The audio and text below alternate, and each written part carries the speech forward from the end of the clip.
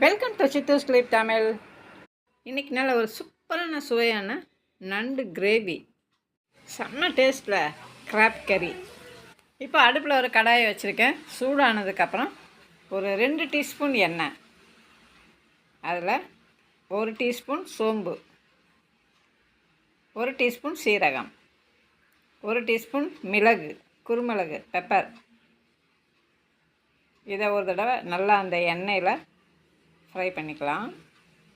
2 number பெரிய வெங்காயம், கூடவே ஒரு கைப்பிடி சின்ன வெங்காயமும் இதில் நான் கலந்துருக்கேன்.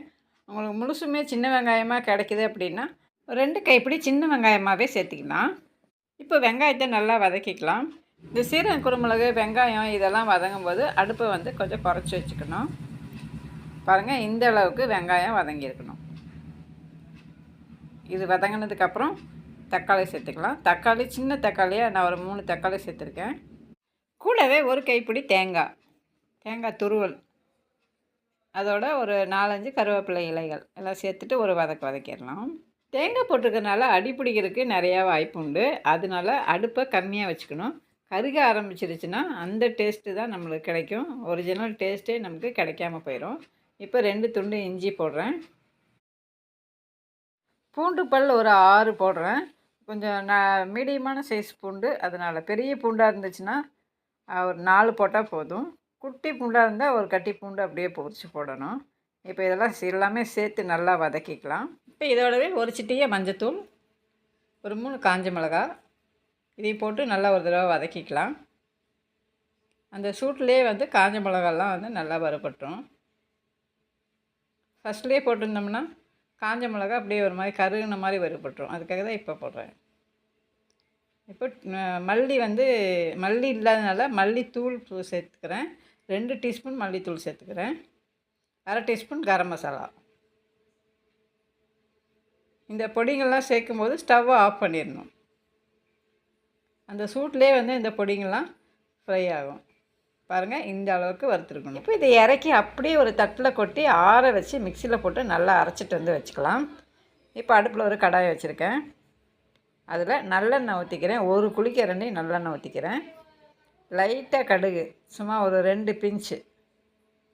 அதே மாதிரி சோம்பு வந்து ஒரு 2 பிஞ்சு, 2 ஏலக்காய், ஒரு 2 கிராம்பு, ஒரு சின்ன துண்டு பட்டை. இது மட்டும் போட்டு தாளிச்சிட்டு கடுகு நல்லா வெடிக்கணும். அதே சமயத்தில் நம்ம போட்டு அந்த ஸ்பைசஸ்லாம் வந்து நல்லா பொரியணும். இப்போ ஒரு 5-6 கருவேப்பிலையை அதில் உருகி போடுறேன். அது நல்லா பொரிஞ்சதுக்கப்புறம் தான் நம்ம அரைச்சி வச்சுருக்கிற இந்த மசாலாவை அதுக்குள்ளே சேர்த்துக்கலாம். நம்ம அரைச்சி இப்போ போட்டுட்ருக்கிற இந்த மசாலாவில் மிளகாய் காரத்தை விட குருமிளகு காரம் தான் இதில் உரைக்கணும். ஏற்கனவே இது வறுத்து அரைச்சிருக்கிறதுனால இதுலேருந்து பச்சை வாசனை வராது. இருந்தாலும் ஒரு நிமிஷம் எண்ணெயில் நல்லா வதக்கிக்கலாம். வதக்கினதுக்கு அப்புறம் தான் நம்ம மிக்ஸி ஜாரை கழுவி இதில் தண்ணி சேர்த்துக்கணும். தண்ணி சேர்த்து ஒரு கொதி வந்ததுக்கப்புறம் தான் நண்டுகள் எல்லாம் இதில் சேர்க்கணும். நண்டு கடையிலேருந்து வாங்கிட்டு வரும்போது நல்லா க்ளீன் பண்ணி தான் வாங்கிட்டு வந்திருக்காங்க. நல்ல தண்ணியில் ஒரு தடவை அலசிட்டு அதுக்கப்புறம் 2 தடவை மஞ்சத்தூள் போட்டு அதை நல்லா கழுவி அலசி எடுக்கணும்.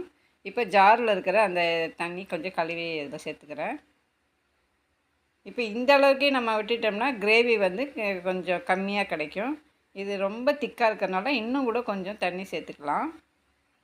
இப்படி மஞ்சள் போட்டு கழுவி எடுக்கிறதுனால அந்த நண்டில் இருக்கிற அந்த கவிச்ச வாடையே வராது. இப்போ இந்த நண்டு கிரேவிக்கு தேவையான உப்பு சேர்த்துக்கிறேன். இப்போ இந்த மசாலாவில் தண்ணி சேர்த்து ஒரு கொதி வந்துருச்சு. இப்போ நண்டுகளெல்லாம் இதில் சேர்த்துக்கலாம். இப்போ நீட் பண்ணி வச்சுருக்கிற நண்டுகளெல்லாம் இதில் நான் ஒன்றா சேர்த்துக்கிறேன். 1/2 கிலோ நண்டு இது. கொஞ்சம் பெரிய சைஸ் நண்டு தான் இது. கிரேவியாக வேணும்னா இப்படியே விட்டுடலாம். இல்லை கொஞ்சம் குழம்பு மாதிரி வேணும் அப்படின்னா இன்னும் கூட கொஞ்சம் தண்ணி சேர்த்துக்கலாம். கிரேவியில் நண்டுகள்லாம் மேலே அப்படியே நல்லா அடிக்கின மாதிரி நம்ம வச்சிடணும். இப்படி வச்சதுக்கப்புறம் அப்படியே கரண்டியை வந்து அடியில் விட்டு அந்த மசாலாலாம் எடுத்து நண்டு மேலே போட்டு விடணும். எல்லா பக்கமும் போட்டு விடணும். நண்டில் படுற மாதிரி நல்லா பிரட்டி எடுத்துக்கணும். இந்த ப்ராசஸ் ஒரு 2 நிமிஷமாவது இந்த மாதிரி செய்யணும்.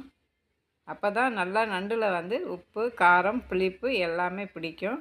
நண்டு வந்து சாப்பிட்றதுக்கு நல்லா டேஸ்ட்டாக இருக்கும்.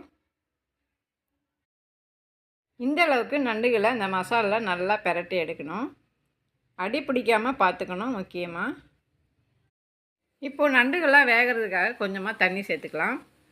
ஒரு 200 ml தண்ணி வந்து இதில் பண்ண சேர்த்துக்கிறேன். நல்லா கலந்து விட்டு நண்டுகளெல்லாம் இந்த மசாலாவில் நல்லா அமுத்தி விட்டுறணும். இந்த மாதிரி நண்டுகளெல்லாம் நல்லா அமுத்தி கலந்து விட்டு ஒரு கொதி வரும்போது ஒரு மூடி போட்டு ஒரு 5 நிமிஷத்துக்கு அதை வேக விட்டுறணும். இடையிடையே திறந்து அப்பப்போ நம்ம அதை நல்லா திருப்பி கலந்து விட்டுக்கணும். நண்டு நல்லா கலர் மாதிரி வெந்து கிரேவியும் ரெடி ஆயிடுச்சு. மேலாப்பில் கொஞ்சமாக மல்லித்தழைகளை அப்படியே தூவி விட்டு இறக்கி பரிமாறலாம்.